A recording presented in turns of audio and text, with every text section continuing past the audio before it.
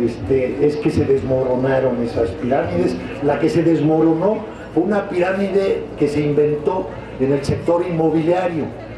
Dijeron, vamos a promover la construcción de viviendas en Estados Unidos, y le empezaron a prestar a los que no pueden pagar. Le empezaron a dar dinero para su casa.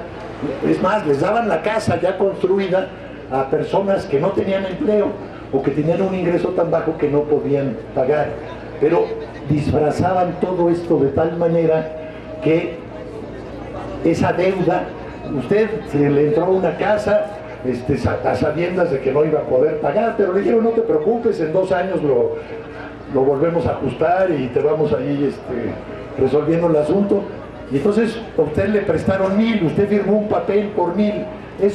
Ese papel por 1,000 lo convierto en algo que se vende en las bolsas de valores de todo el mundo. Y entonces muchos inversionistas de todo el mundo compran esos valores sin saber que están comprando basura, valores basura. Y eso fue lo que pasó. Por eso cuando estallan la crisis inmobiliaria en Estados Unidos, se contagia a todo el mundo, porque muchos europeos eran propietarios de esos valores que se vinieron para abajo. Este fenómeno se llama financiarización del capital. El capital monopolista contemporáneo es un capital monopolista financiero, donde las finanzas se convierten en el centro de la vida económica por la incapacidad continua del sistema de encontrar canalización adecuada a las ganancias del capital. Antes, la alternativa a esto para el capitalismo son las guerras. El gasto militar es la otra salida que encuentran los países, y lo han hecho muchas veces. Por eso hubo 2 guerras mundiales el siglo pasado, y la guerra de Vietnam y la guerra de Corea, y por eso ahora hay guerra en Irak y en Afganistán. El gasto militar es una manera de canalizar esos recursos a través de, el gobierno capta impuestos de esas ganancias y lo canaliza a gasto militar, o bien vende bonos. El gobierno le vende bonos a la gente usa esos dineros de Slim, sirven para comprar bonos del Tesoro de Estados Unidos, y con ese dinero el gobierno de Estados Unidos gasta en armamentos, antes también mucho en exploración espacial, etcétera. Es decir, son salidas del capitalismo. El capitalismo es un sistema que ha llegado a sus límites. Ya no puede seguir funcionando excepto acudiendo a mecanismos de este tipo irracionales, absurdos, y es un sistema lamentablemente que va a dar unos coletazos gigantescos antes de morir.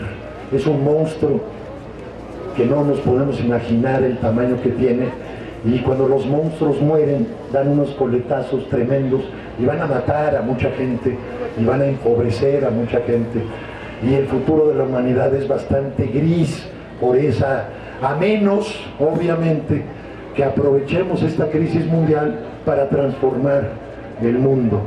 Y otra consigna que debemos gritar es: otros mundos son posibles. A ver, venga. Otros mundos son posibles. Otros mundos son posibles. Y depende de nosotros hacer que esos otros mundos sean posibles. Entonces, la crisis de Estados Unidos, ahorita dicen ya estamos saliendo, quizás ya estaban cantando victoria, y ya se volvían a repartir los banqueros bonos multimillonarios. Estos banqueros, por ejemplo, de Goldman Sachs, que es una de las empresas que causó el desastre mundial, se reparten al final de año bonos personales de más de $1 millón entre los que están hasta arriba. $1 millón de aguinaldo, pues. De ese tamaño se manejan estos señores, y Obama se los ha reclamado muchas veces, y no importa. Esto es el gran festejo, el gran capital. Bueno, entonces esta crisis nos arrastra a México, y tenemos la tasa de desempleo más alta de nuestra historia, que llega, como les dije, al 15 o 20%, si la calculan incluyendo a todos los grupos que no están trabajando, aunque no busquen empleo activamente. Bueno, obviamente esto genera aumentos en la pobreza. Les cuento que antes de la crisis financiera mundial, en el 2007 y 2008, la crisis financiera estalló en el 2008, pero en el 2007 y desde un poquito antes habían estado subiendo los precios de los alimentos en el mundo muchísimo. Este aumento de precios de los alimentos en el mundo subió el maíz, el precio del maíz, el del trigo, el del arroz, el del frijol. Prácticamente todos los alimentos básicos aumentaron de precio, algunas veces al doble. El arroz creo que fue el que más. Y las explicaciones de esto aparentemente tienen que ver otra vez con el sector financiero. Cuando vino la crisis, cuando los valores inmobiliarios empezaron a estancarse, muchos analistas financieros dijeron: ya no compren bonos inmobiliarios, ahora compren alimentos. Hay una cosa que se llama el mercado de futuros de alimentos. Yo puedo comprar ahorita 30 millones de toneladas de maíz para ser entregadas en el 2012, por decir algo. Y entonces tengo un certificado que soy propietario a partir de cierta fecha de esas millones de toneladas de maíz y revenderlo si quiero, o simplemente guardarlo esperando que cuando llegue el momento el precio sea mucho más alto, haga yo efectivo mi compra. Entonces es especulación. Compro por adelantado alimentos que no se han producido para especular que sus precios van a seguir subiendo y yo voy a ganar mucho dinero, que es lo mismo que hacen cuando compran valores inmobiliarios o valores financieros de cualquier tipo. Compran especulando que los valores van a subir y se van a volver ricos. Entonces vino una crisis alimentaria a nivel mundial.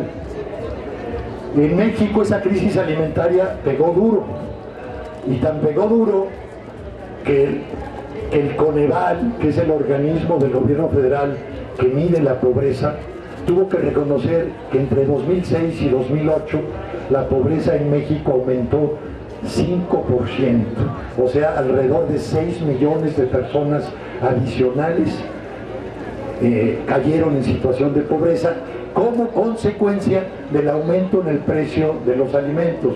Ustedes saben que mientras menos ingreso tiene una persona, la proporción de su ingreso que dedica a alimentos es más alta. Los ingresos, la población con ingresos más bajos en México, el 10% más pobre, dedica el 50% de su ingreso total a comprar alimentos crudos para cocinar en casa, digamos. El 10% más rico de la población dedica el 8% de su ingreso a alimentos. ¿Por qué? Porque su ingreso es tan alto que no se puede, el estómago tiene límites. El rico no puede comer 2 desayunos, 2 comidas y 2 cenas. Su ventaja no está ahí, ¿verdad? Y además el único que lo hace es Carstens, y por eso es el campeón mundial de la obesidad.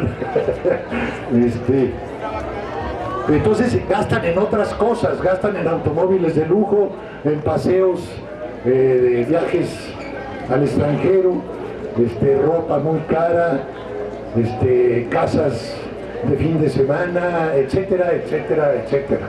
Y en alimentos gastan más poquito. Entonces, ¿a quién le pegó el aumento en los precios de los alimentos? A los pobres. Se empobrecieron más, y mucha gente que no era pobre pasó a ser pobre por el aumento en los precios de los alimentos, porque ya no le alcanzó. Si la tortilla subió creo que fue de 5 a 10 pesos, o fue un aumento impresionante en la tortilla justamente en ese año, y es el alimento principal, pues entonces lo que se gasta en tortilla se duplicó, y entonces, y como es diario, entonces ya no alcanzaba para el transporte, ya no alcanzaba para pagar la luz cuando llegaba el recibo. Entonces, ese reconocimiento por parte del Coneval de que la pobreza, que según ellos venía bajando, desde 1996 había venido bajando, según ellos, muy rápido en México, rebota. En las cifras oficiales rebota de 2006 a 2008. Aprovecho y les doy algunas cifras mías que son distintas. Yo me he dedicado mucho tiempo y mucho esfuerzo, y me he desgastado mucho, junto con la doctora Araceli Damián, también del Colegio de México.